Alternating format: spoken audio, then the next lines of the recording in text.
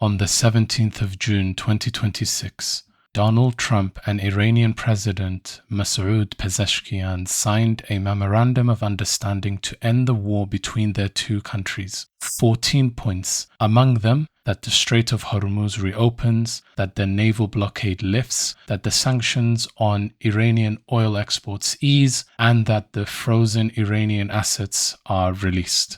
Trump signed it at the Palace of Versailles. Pezeshkian signed it in Tehran. Every major news outlet covered it as a historic diplomatic breakthrough, the end of half a century of hostility and a new chapter.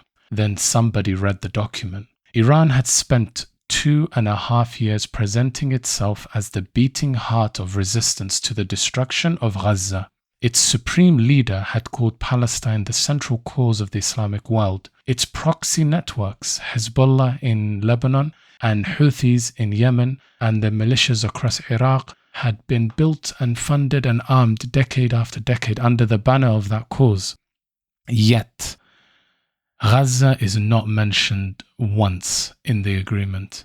Not a clause, not a condition, not even a footnote.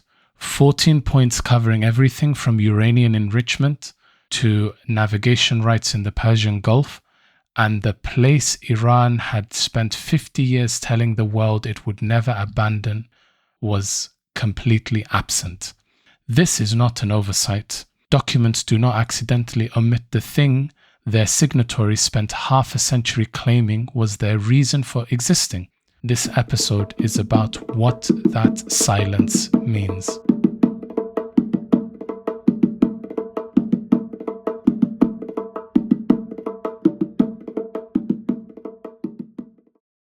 The 14-point agreement covers the termination of military operations, the reopening of the Strait of Hormuz, the removal of the US naval blockade, sanctions waivers on Iranian oil exports, and the release of frozen Iranian assets. Iran's support for the proxy groups around the region is not mentioned in the agreement. I wonder why that is.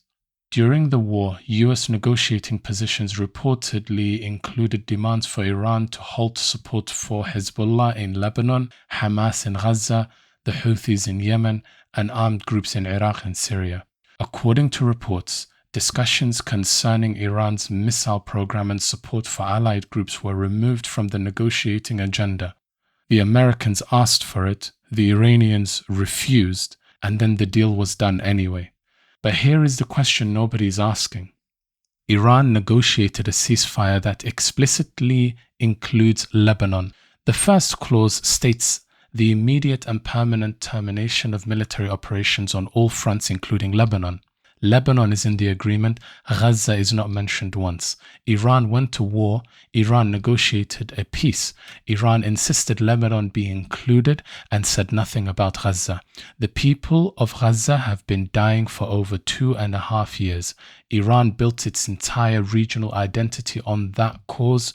And when Iran finally had a document and a pen and the attention of the American president, Gaza was not in the room. Before we call it realpolitik, let us call it what the people who lived through it have been calling it. Between 2013 and 2017, Iran-backed militias kidnapped and executed thousands of Sunni Arab men and boys in Iraq. In the wake of the Islamic State, Iranian-backed Shia militias began operating death squads that targeted Sunni Arabs with abduction, torture, and execution. In cities with mixed populations, entire Sunni neighborhoods were ethnically cleansed.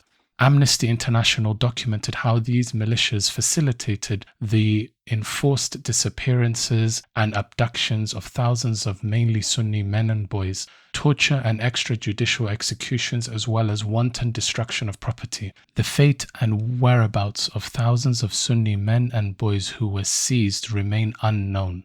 Hundreds were abducted at the Ar-Razaza checkpoint crossing alone by the Iraqi Hezbollah brigades since October 2014. Many of the missing were believed to be in Jurf al-Sakhar, and other secret prisons run by Iranian-backed militias operating within the Popular Mobilization Forces, PMF. This is in the US State Department's own country reports. It is also in Amnesty International's published findings. It is documented, named, and verified. This was not a side effect. It was the project. Iran's expansion into Iraq, Syria, and Lebanon was always sectarian in its nature and its execution. The liberation of Palestine was the banner. The ethnic reconfiguration of the Arab Sunni world was the operation. In a 2015 interview, Abu Azrael, one of the PMF's most prominent commanders trained in Iran, said, "If the Imam tells us to march on Saudi Arabia, on Mecca, we will go. Not Jerusalem, Mecca." The Shia crescent, not Palestinian liberation, was always the destination the commanders themselves named when they thought they were speaking freely.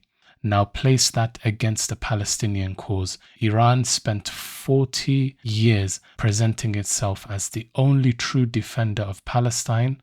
What Trita Parsi documented as early as 2007 in his book Treacherous Alliance, published by Yale University Press and awarded the Council on Foreign Relations Arthur Ross Award, was that Iran's policy was to bark a lot but never bite.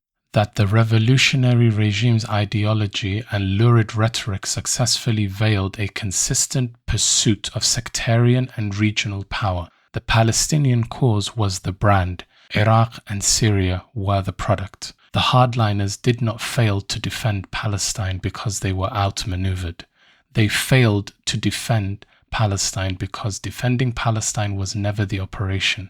The United States had at one point to foil Iran's own plan to withdraw support from Hamas and Hezbollah, not because Iran wanted to fight harder for Palestine, but because Washington calculated that maintaining the resistance brand served its own regional architecture. Even Iran's proxy relationship with Hamas and Hezbollah were, in the documented record, more useful to others than the Palestinians themselves. Now hold that against October the 7th, 2023. Hamas launched Tufan al-Aqsa, the Al-Aqsa flood operation. Iran's entire axis of resistance, Hezbollah in Lebanon, the Houthis in Yemen, the PMU factions in Iraq, did not join the operation. Hezbollah fired rockets from Lebanon, but no coordinated military campaign, no commitment, no crossing of the line that would have fundamentally changed the military equation for Gaza. Then Ismail Haniyeh was assassinated in Tehran during the inauguration of the new Iranian president. In an IRGC-run guest house nonetheless, the regime had held back from retaliating despite the humiliating security breach. Iranian officials said the new president urged restraint, wary of falling into what they described as Israel's trap. Iranian leaders appear willing to trade a military response to the killing of Haniyeh for an indirect seat at the table in Gaza ceasefire talks. They traded the assassination of their guest on their soil inside a military facility for a seat at a table, and Gaza is still not in the MOU. Then Hassan Nasrallah was killed. Since Nasrallah's killing, Iran witnessed extreme political polarization. A hardline member of parliament accused reformist President Pezeshkian of being deceived by America and claimed he had facilitated Nasrallah's killing by halting a retaliation plan following the assassination of Haniyeh. This is the internal story this episode is really about. Not Iran versus America, but rather Iran versus itself. Most of the people who were assassinated, including IRGC commanders, belong to the hardline camp of the Islamic Republic. The IRGC commander, the head of the intelligence organization, senior figures who had built the entire proxy network over the decades, they were all decapitated by Israel, with extraordinary intelligence penetration into Iranian security services, and the Reformists stepped into the space left behind. Former Foreign Minister Mohammad Javad Zarif published an essay in Foreign Policy urging a major paradigm shift towards domestic reform and negotiation. The MOU is their document and their deal, And their deal says nothing about Gaza, not because this is a reformist betrayal of a hardliner cause, but because Gaza was never the cause. For either faction, it was always the language both used to pursue the same underlying project. Iranian regional dominance along sectarian lines, dressed in the clothing of Islamic resistance to make it palatable to an Arab world that would have rejected its true nature had it been stated plainly. The difference between the hardliners and the reformists is not that one defended Palestine and the other sold it. The reformists are calling for a paradigm shift towards domestic reform and engagement with the West. The hardliners called for regional expansion under a resistance banner. Both left Gaza out of the equation. The question of who was going to genuinely defend Palestinians was never on Iran's agenda. It was always on the banner. What the MOU confirms is simply that the banner has been taken down. Where does that leave Gaza? We will return to that question, be in no doubt. The people of Iraq and Syria could have told you the answer decades ago, those who survived long enough to tell it. The world is complex. The noise is deliberate. The spectrum cuts through it.